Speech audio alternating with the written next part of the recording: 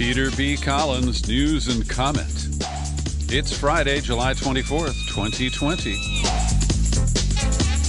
Keep your eyes on Seattle and Portland this weekend as the deployment of federal stormtroopers continues.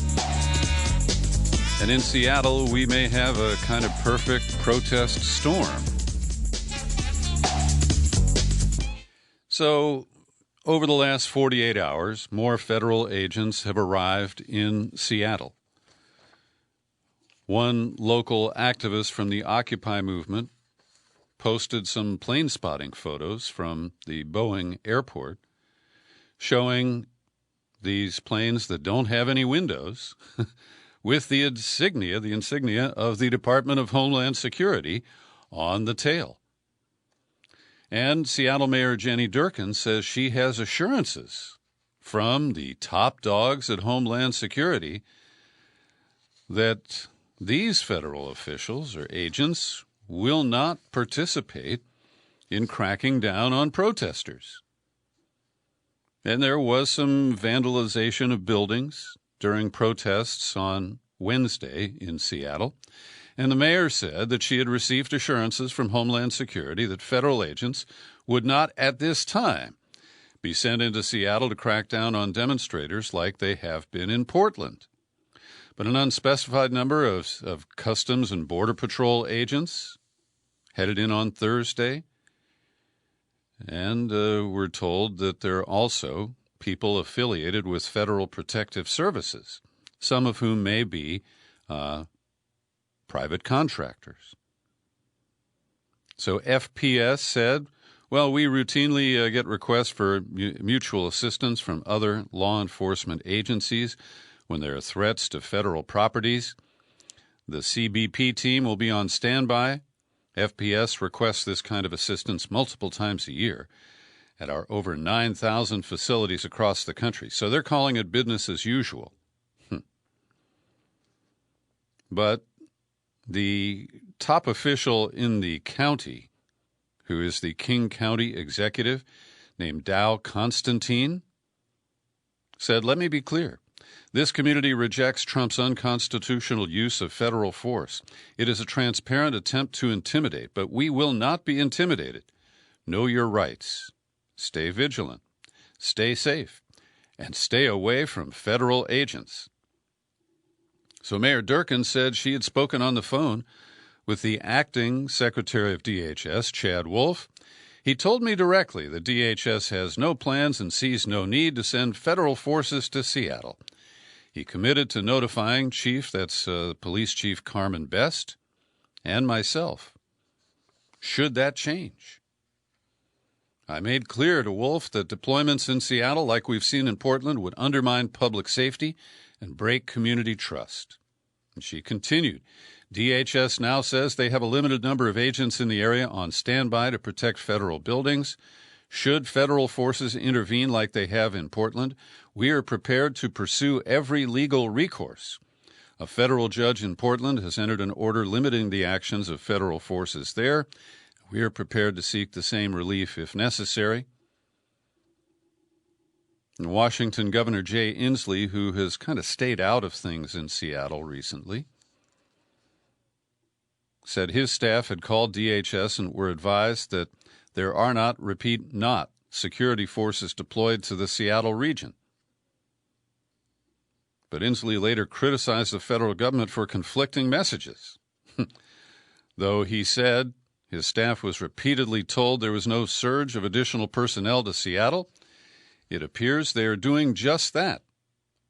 I am concerned that anything could aggravate the situation, and in their rush, they are not listening to the local officials. And here comes the executive director of ACLU Washington, Michelle Storms, quote, this is a fight to save our democracy, and any federal response in Seattle, similar to what we have seen in Portland, would be unacceptable. We're prepared to return to court to address unconstitutional actions by federal agents. So this could be a pretty interesting showdown. Then the Seattle Times quotes an alleged anarchist website, the Puget Sound Anarchists, and they talked about how they confronted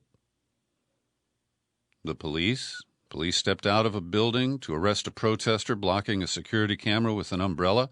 The crowd quickly rallied against them, refusing to be bullied by the police and showing ourselves ready to protect each other with force.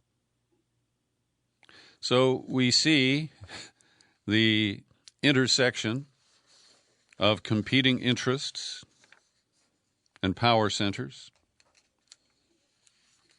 We hear the mayor accepting the representations of an agency and people who can't be trusted. Some tweets from Jenny Durkin. I made clear to Acting Secretary Wolf that deployments in Seattle, like we've seen in Portland, would undermine public safety and break community trust. Homeland Security now says they have a limited number of agents in the area on standby to protect federal buildings. And shortly after that, she tweeted again, should federal forces intervene like they have in Portland, we are prepared to pursue every legal recourse. A federal judge in Portland has entered an order limiting the actions of federal offices there. We'll get to that in a moment. We are prepared to seek the same relief if necessary. However, the representations of the mayor, the pledges of Homeland Security, the hopes of the governor, are all undercut by this public statement from the police chief, Carmen Best. She wrote a letter to the city council acknowledging their new ordinance, which bans the use of less lethal tools, including pepper spray, for crowd control, and that they go into effect this weekend. And then, in a passive-aggressive set of statements here, she basically says that the police will suck their thumbs, not put themselves at risk to try to deal with any violent actors because they don't have the right tools. Under these circumstances, she writes, as created by council, we cannot manage demonstrations as we have in the past. If I am not allowed to lawfully equip officers with the tools they've been trained to use to protect the community and themselves, it would be reckless to have them confront this level of violence under the current legal restrictions imposed by the city council. So she is defying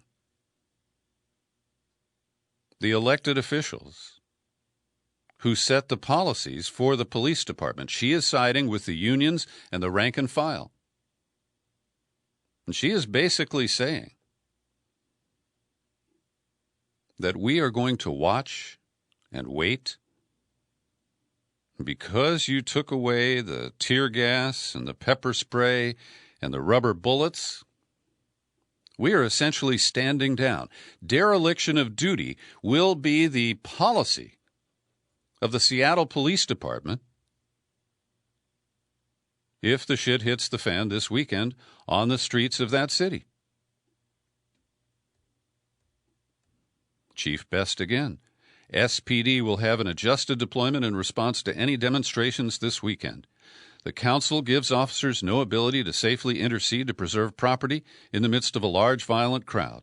Allowing this behavior deeply troubles me, but I am duty-bound to follow the council legislation once it is in effect. And then she says to the members of the council who she is essentially claiming have put handcuffs on her and her cops, I believe council can lead on de-escalation at each of these events through their voice and presence, encouraging peaceful demonstrations.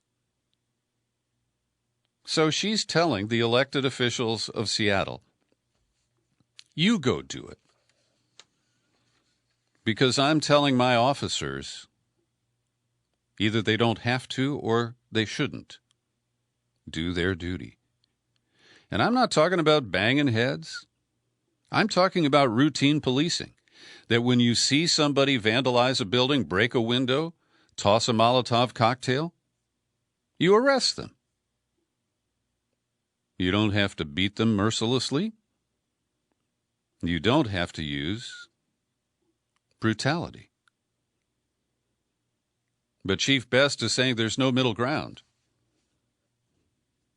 And this is dangerous. This creates the gap, the vacuum, that allows Trump to deploy his goons to the streets of Seattle because, hey, The police chief said she's not going to do the job.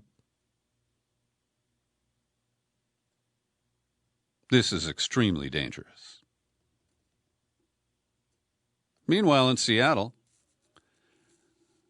a judge has ordered local media outlets, the newspaper and television stations, that they will have to comply with a subpoena from the Seattle Police Department for unpublished video and photos from a May 30th protest that turned violent. Now, this is a very dangerous incursion on freedom of the press. And historically, non-published, non-broadcast materials are protected.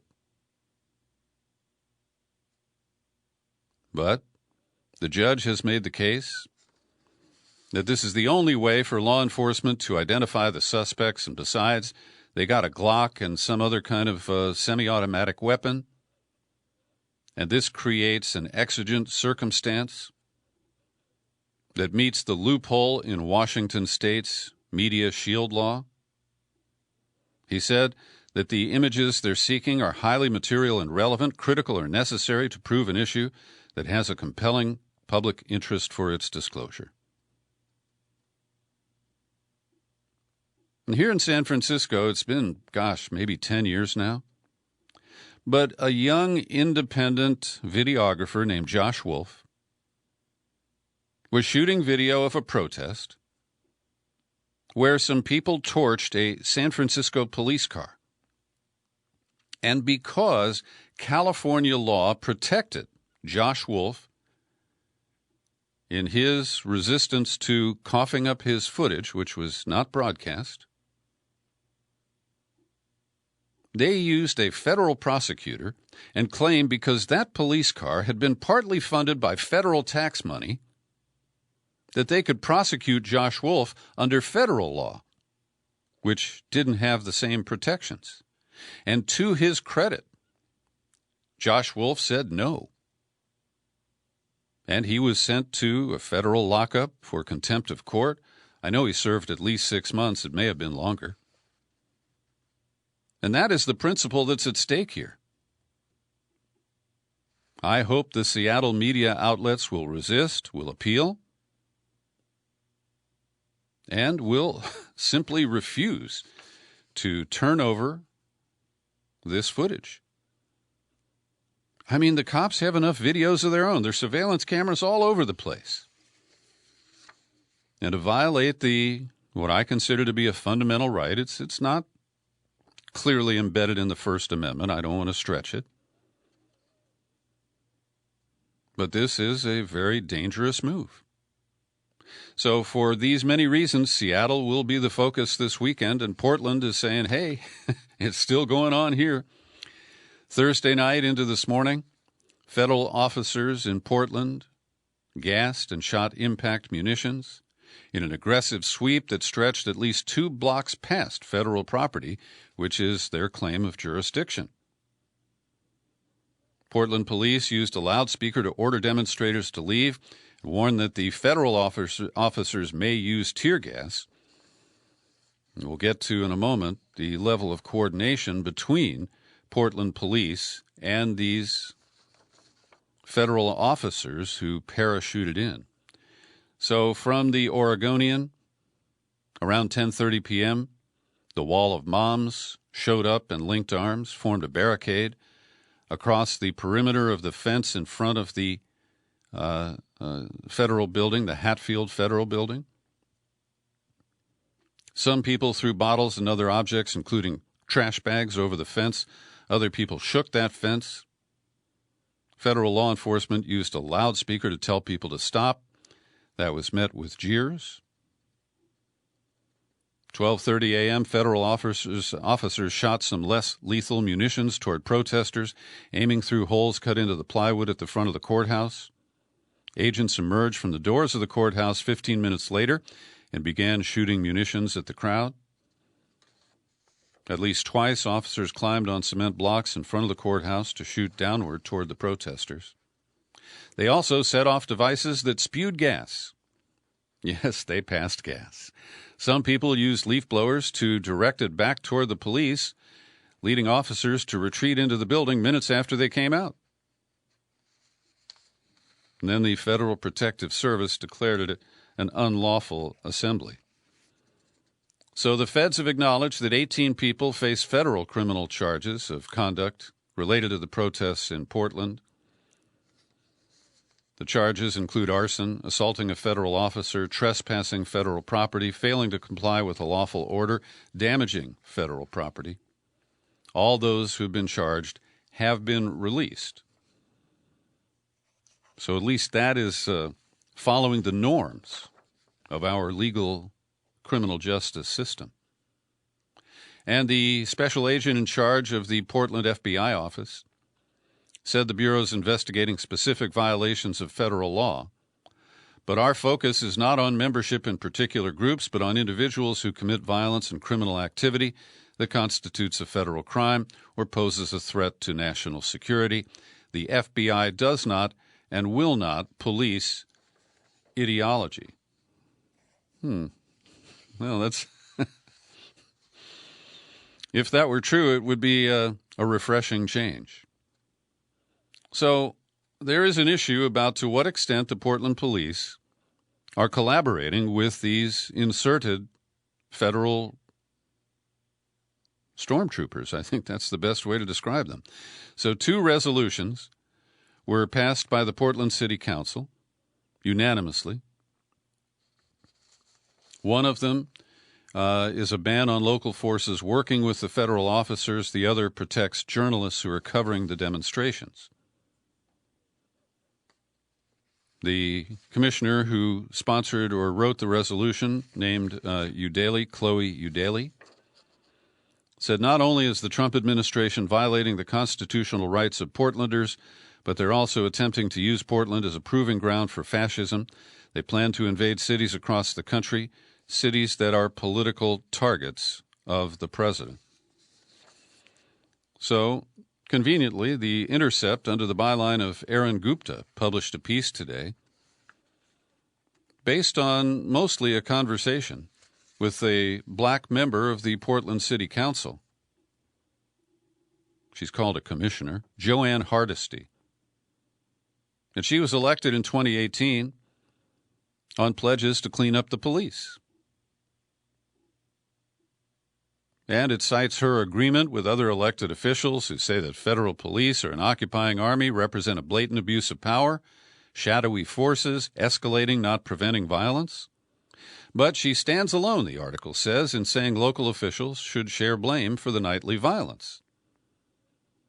Now, Hardesty says that the mayor, Ted Wheeler, and police chief, Chuck Lovell, gave Trump the opportunity to send in the secret police. Portland police overreacted at people throwing bottles at them. They started gassing whole neighborhoods. They were doing that stuff long before the Fed showed up. And the article goes on to say that there is mounting evidence that the police force has coordinated closely with federal police in attacking protests. For Hardesty, the mayor's focus on Trump as the sole cause of the chaos distracts from his inability to control local police, who she says are acting in concert with federal agents. And they cite a couple of examples of that kind of coordination.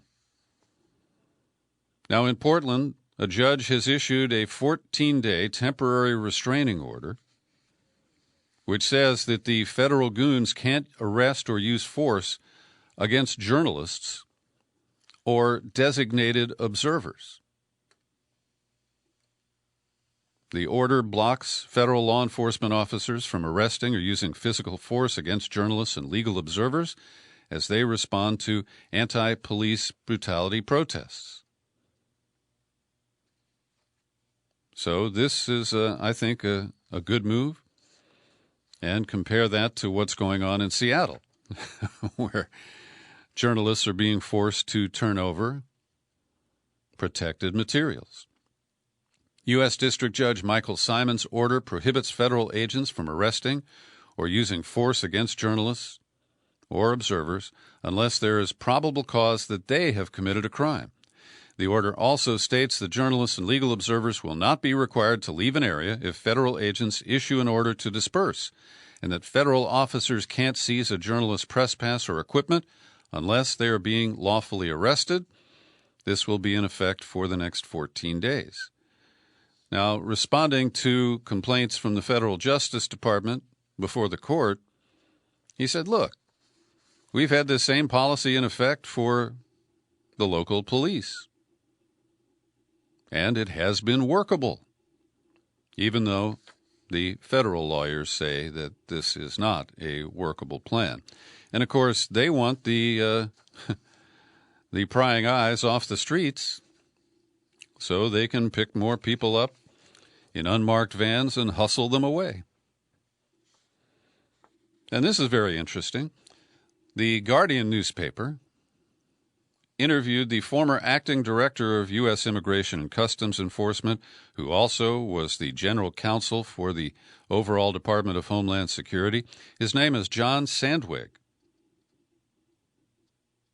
And he said that Trump is using his agency, his former agency, as his own goon squad.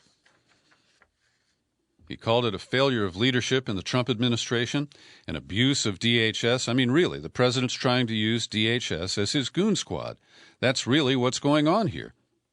Sandwig went on to offer scathing criticism of the administration's handling of the protests, calling it a manufactured crisis driven by politics from the president. In my experience, this is not coming from the workforce. I think there's a lot of misconceptions out there that I hope I can at least clear up. DHS has not so much been unleashed as pushed to do these kinds of things.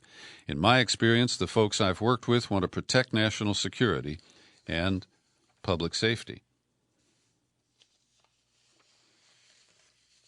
So this is going to be a serious conflict that's going to run probably until after Election Day. I think it's interesting because Trump says the virus is going to go away because it's a Democratic plot, a conspiracy against him to get him to lose the election. Well, that's projection because he's running a scheme that is similar, using the phony claims of chaos and anarchy to essentially invade these jurisdictions with federal forces. So Washington is off for the weekend. The Senate, and Senate Republicans in particular, could not come to agreement on just how much to pare back the $600 a week federal unemployment boost. And this is so sordid because these deadlines were visible for months. And all along, McConnell and the Republicans just said, well, you know, we want to watch and see how the money we already spent is working. And as this Saturday, tomorrow, is the last week of unemployment benefits in most of the states, the enhanced ones, people are going to take a huge haircut. This comes at the same time that restrictions on evictions are expiring in many states and local areas. And I want to thank, I don't know who it was, but somebody on my Facebook feed did the math. And $600 a week, $600 a week comes out to $15 an hour if you just divide by 40. And these overpaid, pampered elitists who serve in the United States Senate are saying, well, you know, we can't give people an incentive not to go back to work. Now, the biggest disincentive not to go back to work is that you might get sick from the virus and your health insurance is gone because you've been laid off for months. And you will be on your own. And so the sheer cynicism and lack of sensitivity that is being demonstrated by our elected leaders is truly immoral. So today, the moratorium on evictions that was in the CARES Act that passed in April expires. It afforded renters 120 days grace period from fees, penalties, or charges in relation to non-payment of rent. And it means that the entire balance, whatever they have been unable to pay, is now due and payable. And with any kind of forbearance on evictions, it's not uniform. Some places have extended the eviction bans or freezes. But in many cases, the sheriff's going to be coming and booting people out of their homes. And where are they going to go? Well, we're going to create a big demand on our streets and on our social services from people who become homeless. Because just how many families can absorb their relatives who just got kicked out of an apartment or home? 28 million homes are at risk of coming under eviction orders. Milwaukee and Cleveland are described as the cities most at risk, with a 40% jump in eviction rates from their typical level at this time of year. The New York Times has finally noticed this problem, and in their lead editorial in Friday's paper, they write 22% of households say they don't expect to be able to make their next monthly rent or mortgage payment. The plight of desperate tenants and homeowners, they say, is attracting far less attention than it did during the housing crisis that peaked in 2008. But the alarm bells ought to be ringing. The United States is on the verge of allowing a mass dislocation of lower-income households that could dwarf the last crisis. And what they recommend, and I agree with, is to immediately extend the $600 weekly payments. That would address a large number of people, about two-thirds of those who are at risk of eviction. And the bill that the House passed, the so-called HEROES Act, in May, does include an extension of the unemployment benefits if you qualify through January, and $100 billion in aid for renters. And you would think that those who represent the rich, and I'm not saying all people who own rental properties are rich like the Kushners, but there are a lot of mom and pops who own a single apartment or a single residential home. And they're strapped as well. It's not their fault. It's not their renter's fault. They can evict the non-paying people who are there, but will the next tenants be able to pay for the foreseeable future? Or will they hit the rocks too? And so when I advocate for the rights of renters, I do not ignore that many of the people who own the properties these renters are in do not have the financial cushion to just let them stay rent-free, forgive the rent, reduce the rent. They have fixed costs. And so the obvious resolution here is more federal money. They're printing it for free anyway, and when they give it to the banks, they got no problem. But when they give it to actual human beings who don't happen to be incorporated, well, we got to put a stop to that. We're incentivizing people not to go to work. And just add a little another insult to it. Trump has moved forward with a pet project of his Director of Housing and Urban Development, Dr. Ben Carson. And they are avoiding a rule that was put into place in 2015 by the Obama administration, prohibiting discrimination among housing providers. The bottom line is this is just a sop to the suburbs. And Trump has this, really obvious ploy to try to attract suburban voters right now who the polls show are deserting him. So he's claiming that Joe Biden will bulldoze the suburbs. He'll turn them into all stack and pack Section 8 housing. And it's a sick joke. But when you promote fear, there's always somebody who gets scared shitless. Sometimes for good reason. Now, as we look at the failure to fund the immediate needs of Americans in trouble. Let's take a look at the hypocrisy of the Democrats elected in Washington. Because the Democratic National Committee, to its credit, prodded by Bernie Sanders and people like me, have put out a draft text of the 2020 platform and the foreign policy elements. To their credit, the platform calls for a cut in defense spending. It calls for scaling back the military's involvement in regime change wars. Probably exceptional except for Venezuela or Iran. But, these are worthwhile policies.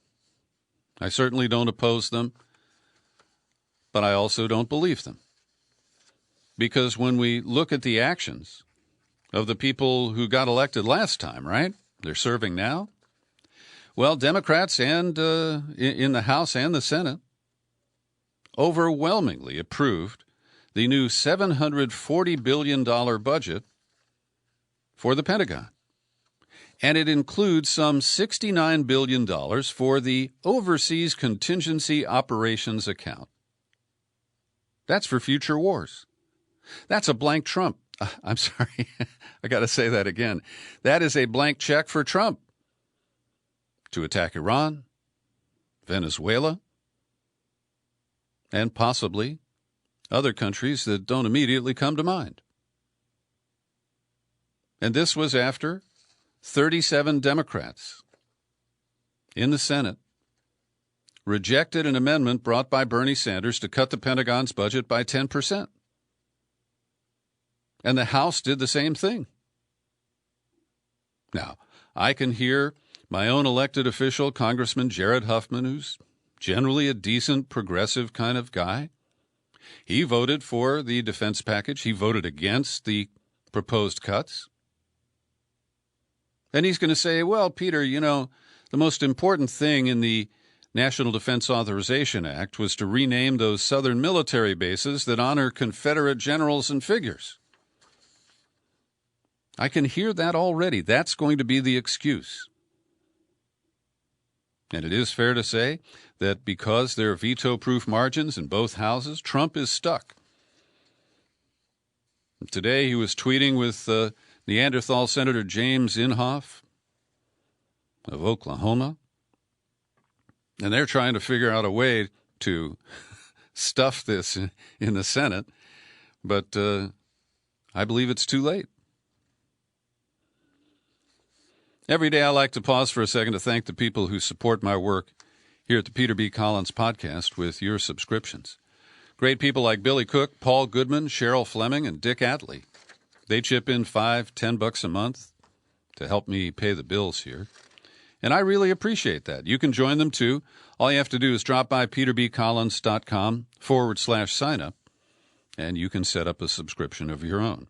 And I am officially ending the Peter B. Collins Community Fund. I ran the numbers yesterday, and I actually gave out more money than people contributed. Now, I'm not going to cancel any of those checks or pull it back. But I really do feel that as a community, we helped dozens of people get through these really tough times with an extra $100. Now, I want to thank everybody who contributed to help in that project. This week, with some conflict on my own part, I've been reporting on the allegations made against Shahid Buttar. He is the progressive challenger, he's a Democratic socialist by his own description, to Speaker Nancy Pelosi here in her San Francisco district. As I shared with you earlier this week, he has been accused of sexual harassment.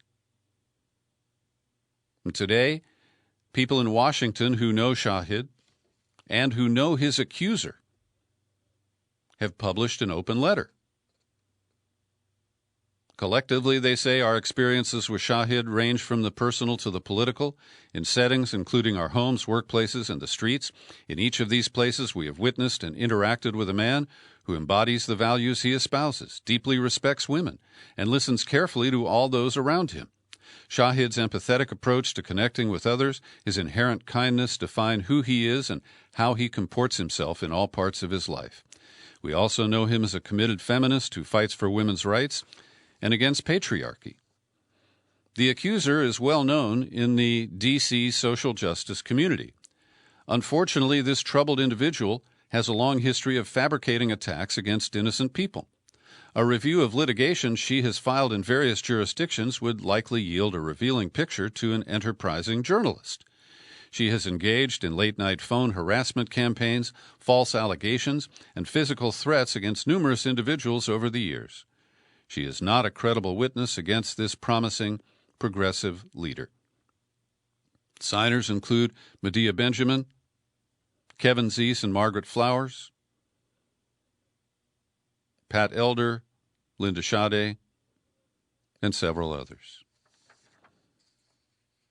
And today at the Intercept, under the byline of Akela Lacey, a report that is based on interviews with a whole bunch of people who did work on the Buttar campaign. 7 of them are now alleging that Shahid Buttar was a bad guy to work for. They level allegations of sexism and mistreatment of staff in the workplace. Buttar denies it. He says these former employees were addressing workplace disputes in the language of harassment and discrimination. The allegations I'm being accused of with respect to the campaign are not gender-related. It's staff performance. What has been characterized as staff turnover is ultimately staff improvement. So after the primary in March, there was a significant turnover on the campaign. And there is now a resolution at the Democratic Socialists of America San Francisco chapter to rescind their endorsement. They're also calling on Buttar to participate in restorative justice by engaging in group conflict resolution to fully acknowledge the harm that he has caused. So the details are that there are people, particularly women, who complain that he belittles them, he berates them, and he doesn't listen. So the Intercept gives significant detail here. Many of the complaints, I think, are similar. They also reveal that the campaign is paying the candidate almost $100,000 a year as a salary. Now, this is legal. And Buttar defends himself saying, well, that's about what I was making working at the Electronic Frontier Foundation. But one former campaign worker named Jones told The Intercept that Buttar lashed out at women staff in particular in public and private. Jones says she began consulting for the campaign at the end of December. She joined the staff in February, and by May 15th, she submitted her resignation. And she said her entire team quit because Shahid insulted them at some point or another. It is more diabolical when a man in hippie pants is misogynist. So I think these are pretty devastating allegations.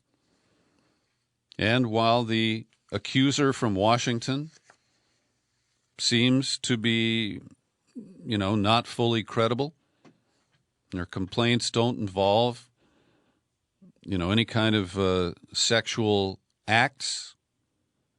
They appear to be passes or expressions of interest that he's accused of. Well, one of our listeners said that he has been frankened, and I'm afraid that is the case. Here's today's COVID-19 update edited by Linda Lewis. We have 15.5 million cases identified worldwide with 633,000 deaths. Total confirmed cases in the U.S. is over 4 million.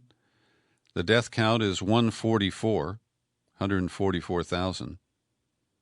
And almost 50 million people have now been tested. A Texas hospital is so overrun with COVID cases that it is sending the patients least likely to survive home to die. The health authority for Starr County says that their county is overwhelmed with patients and has nowhere left to send them. He said the situation is desperate. A committee would decide which patients were most likely to die at Starr County Memorial Hospital, the only one in the county, and would send them home. We believe they will be better taken care of in the love of their own family rather than the thousands of miles away, dying alone. And Linda, in parentheses, adds, and spreading the virus to family members? That sounds like a lose-lose approach. A new CDC study shows that nearly 40% of people who have died with COVID-19 had diabetes. They analyzed 10,000 COVID-19 deaths in 15 states from February to May. Half of the patients under age 65 had diabetes. They quote a professor from the University of Chicago. Diabetes was already a slow-moving pandemic. Now COVID-19 has crashed through like a fast-moving wave. The pandemic makes it difficult for people with existing diabetes to keep it under control because of the disruption in medical care, exercise, healthy eating routines.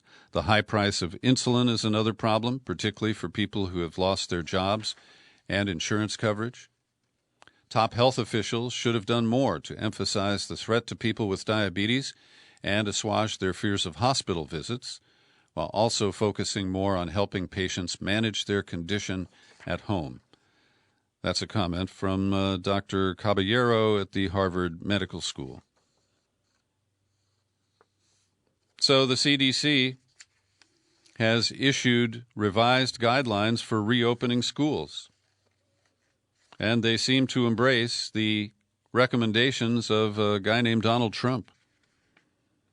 And the rollover of the CDC, watching them squirm and be bulldozed politically. So, according to the New York Times, the top U.S. public health agency issued a full-throated call to reopen schools in a package of new resources and tools posted Thursday night. The CDC published the new guidance 2 weeks after Trump criticized its earlier recommendations as very tough.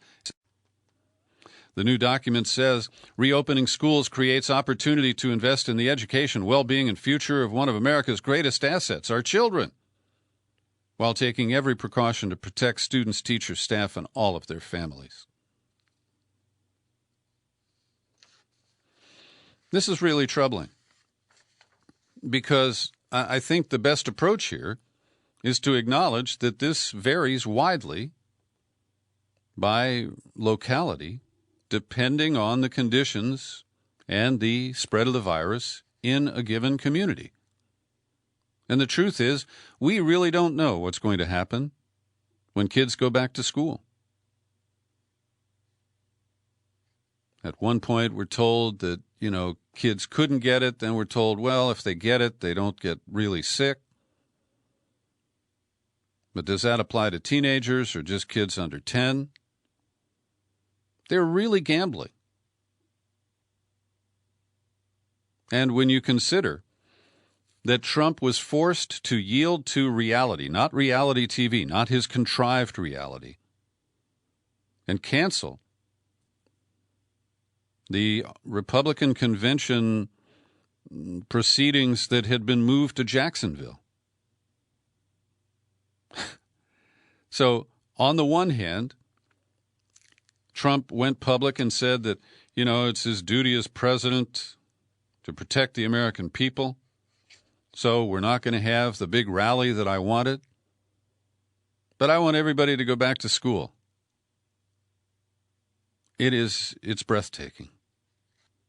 And the New York Times reports on a series of recent clusters. Just outside St. Louis, 19 students at St. Dominic High School and 2 of their guests tested positive after attending an outdoor graduation ceremony on July 8th. Middletown, New Jersey officials investigating a cluster of 20 cases in teenagers between the ages of 15 and 19 who contracted the virus after attending a party. Chappaqua, New York, home of the Clintons. A spike in cases was traced to a drive-in graduation held in late June at the Horace Greeley High School. 27 positive cases. So this is just so risky and so dangerous. And Fauci, who threw out a first pitch at the Nationals game, he said today that the country should, as best we possibly can, try to keep children in school, but stress that school reopening should depend on the level of virus transmission in individual communities. It depends where you are, he squeaked. We live in a very large country, geographically, demographically diverse, certainly different in the extent of which there's COVID virus activity. But they don't set any kind of numerical standards. We saw them do that back in April. And then they ignored those standards and reopened states and localities all across the country.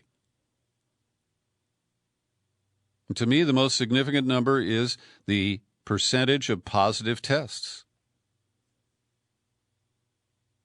California's hitting about 7.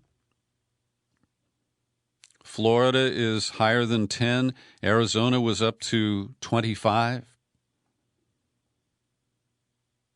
To me, those are the clear markers of the progression of infection. And we had another day where there were 1,100 deaths reported across the United States. And new records were set in positive testing in many states.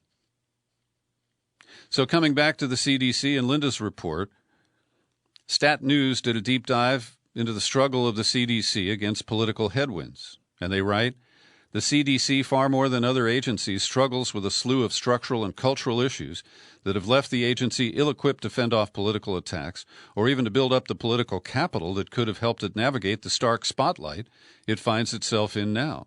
The agency has no experience with responding to this level of political attack, agreed its former director Tom Frieden. I don't know of any precedent for what's happening, he said. The key to having an effective public health agency that it is close enough to the rest of the government for its advice to be trusted and listened to, but far enough away for the public to trust that it's valid. So the CDC is the only agency of its size headed by an appointee who is not confirmed by Congress. So they can be fired on a moment's notice. They are at-will employees. And you can see that in the way that the current guy, Redfield, has been bullied by Trump, first on, whether houses of worship could reopen, and now on the guidance, it's called, for reopening schools. The Guardian reports dire conditions in Florida. Jackson Memorial Hospital in Miami overflowed with COVID-19 patients for weeks. Patients wait for beds in hallways, in the lounge. Some need oxygen minutes after arrival. Others are sent home for bed rest and to quarantine. Intensive care units have been expanded, but they're snatched up minutes after they become available. Not a single one is open of the 164 in that hospital right now. Here is the number. 18% of Florida's COVID-19 tests are coming back positive this week.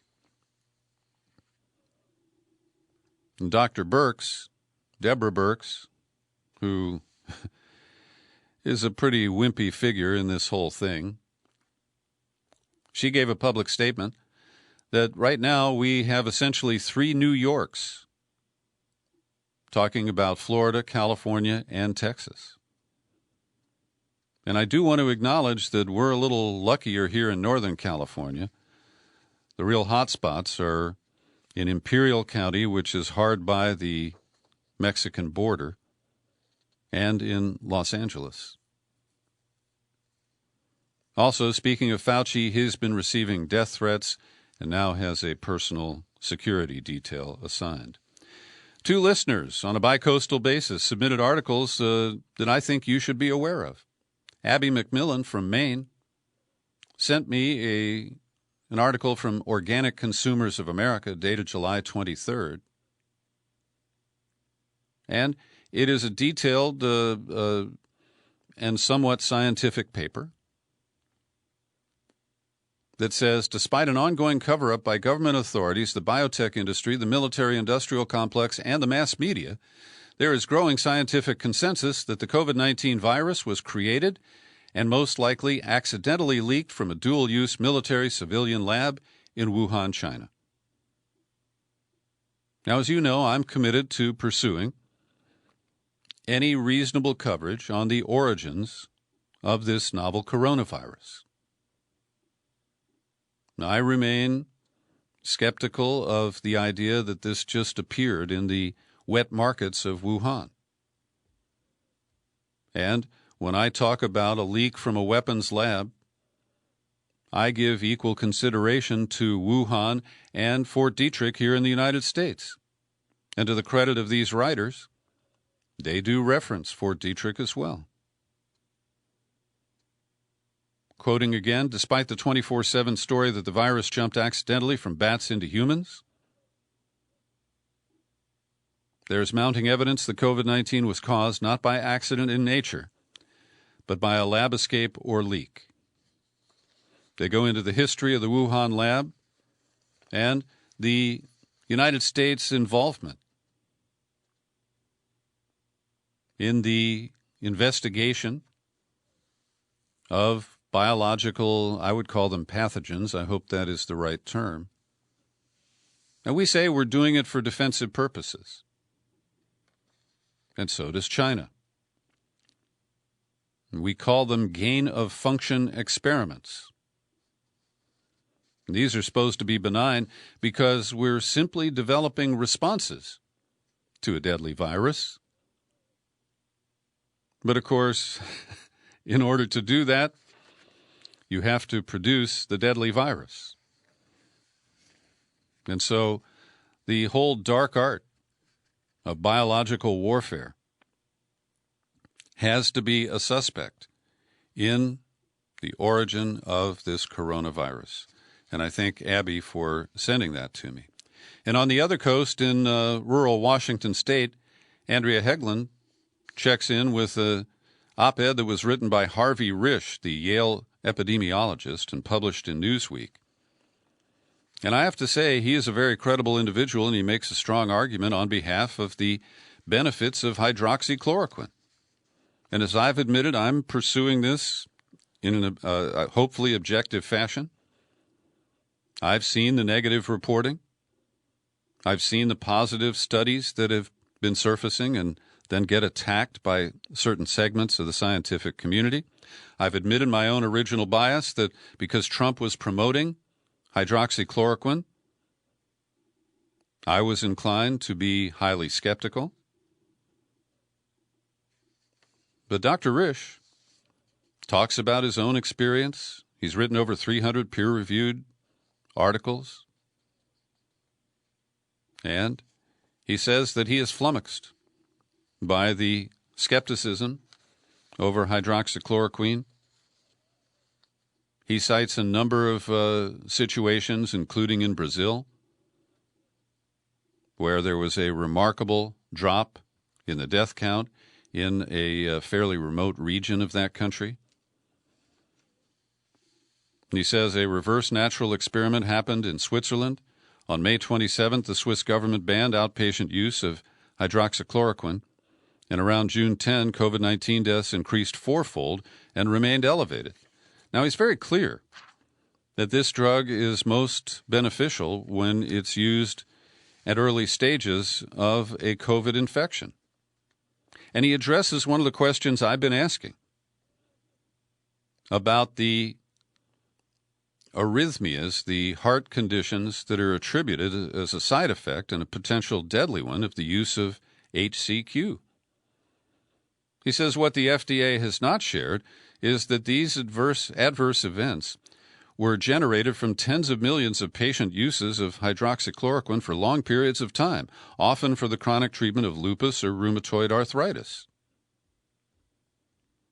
And so when you factor in the universe that these adverse effects are attributed to, it's a very different impression. I want to thank Carl Howard, a listener who on Facebook tagged me with this report from the World Socialist website. They took a look at the investigation that Twitter has been conducting into the hack that led to, Barack Obama and other people tweeting, "You send me 1,000 in Bitcoin and I'll send you $2,000." Well, the investigation and the coverage of it show that there is a dashboard, a control system, it's software, of course, that high-level executives have at Twitter. And the dashboard includes several buttons, including Search Blacklist, Trends Blacklist, and Notification Spike. Along with these features, showing clearly that Twitter employees have the ability to throttle or shadow ban tweets or users, the tool also can be used to modify email addresses associated with accounts. This function enables the transfer of a Twitter account from one person to another and is one of the features of the dashboard that the hackers use to gain control of the high-profile accounts.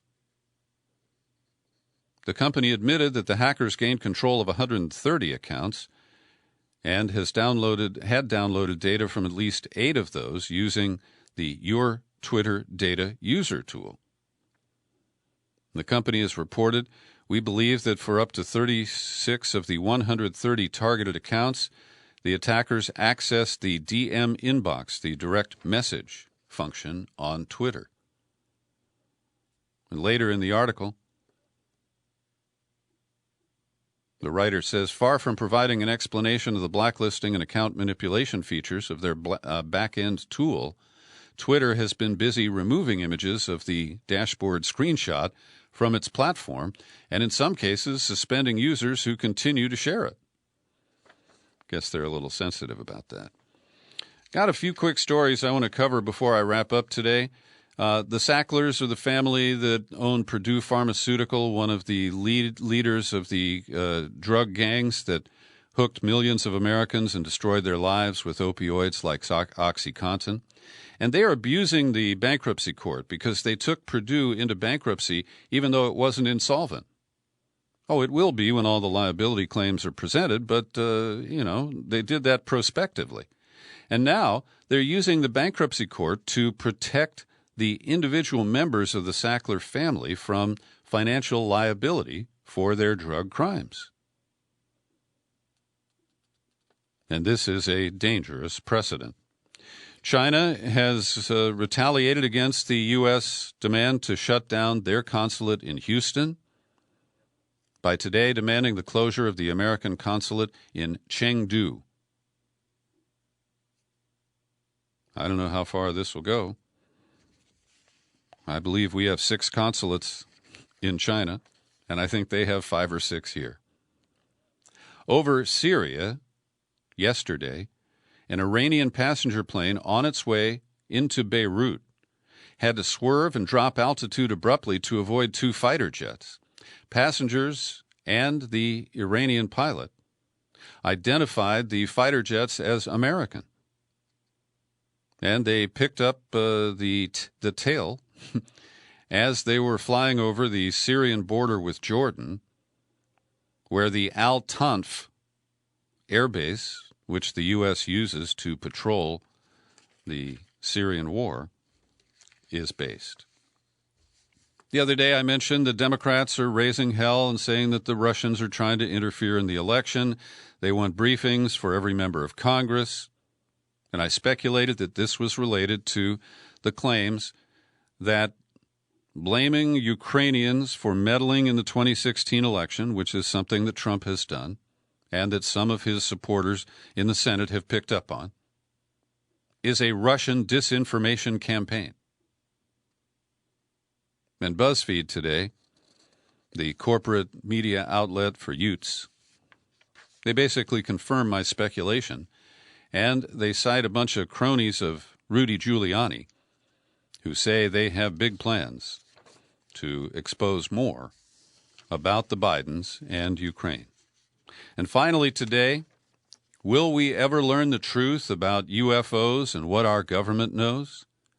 Well, first of all, UFOs have been renamed as UAPs, Unidentified Aerial Phenomenon. And there's a task force that is now embedded in it was at the Defense Intelligence Agency. Now it's at the Office of Naval Intelligence. And former Senate Majority Leader Harry Reid, now retired in Nevada, he has pushed for funding for the UFO program. He says, I came to the conclusion that there were reports, some were substantive, some not so, that there were actual materials that the government and the private sector had in their possession. These materials from craft of undefined description that crashed on Earth, and materials were collected and held by either the U.S. military or defense contractors. So someday, we may learn the full dimensions of what really goes on at Area 51, what they've got at Wright-Patterson and Dayton, and whatever happened in Roswell, New Mexico. Thanks for listening to my daily news and comment podcast. You're free to share it all over the place. You'll find it on YouTube. And I remain Peter B. Collins. Happy trails to you until we meet again. Happy trails to you. Keep smiling.